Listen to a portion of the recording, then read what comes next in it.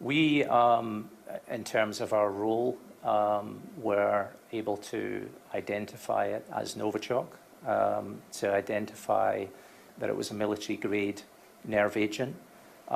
We have not verified the precise source, but we provided the scientific information to the government, who have then used a number of other sources to piece together the conclusions that they've come to. But you have not been able to establish at Porton Down that this was made in Russia? As I said, it's our job to provide, the scientific evidence that identifies what the particular nerve agent is. We identified that it was from this family and that it's a military-grade nerve agent, but it's not our job to then say where that actually was manufactured. Is it possible to establish where these things are manufactured? It can be established through a number of different input sources which the government has access to. From our perspective, scientific evidence is only one of those sources, and it requires a number of other things in order to verify that. So to be clear, you're not able at Porton Down to say where it is from?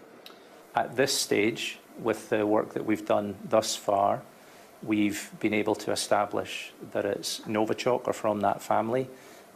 We are continuing to work to help to provide additional information that might help us get closer to, the question that you asked, but we haven't yet been able to do that.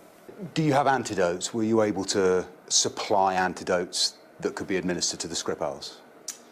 Unfortunately, this is an extremely toxic substance. There is not, as far as we know, any antidote that you can, use to negate the effects of it.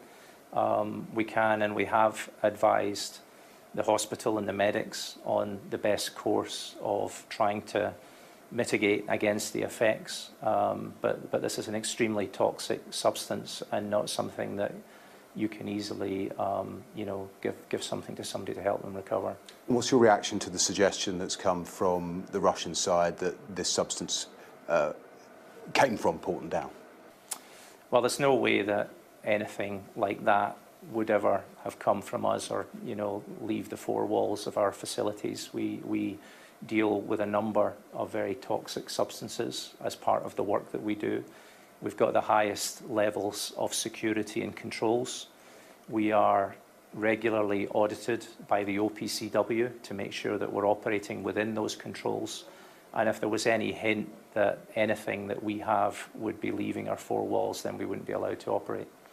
But you are in control of your four walls.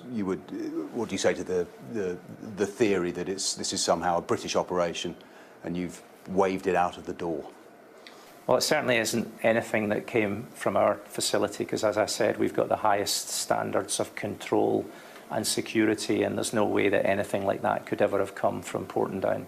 It's a military-grade nerve agent, which requires extremely sophisticated methods in order to create something that's probably only within the capabilities of a state actor. And I wouldn't like to comment further on, precisely where that would be, but that's part of the ongoing investigation.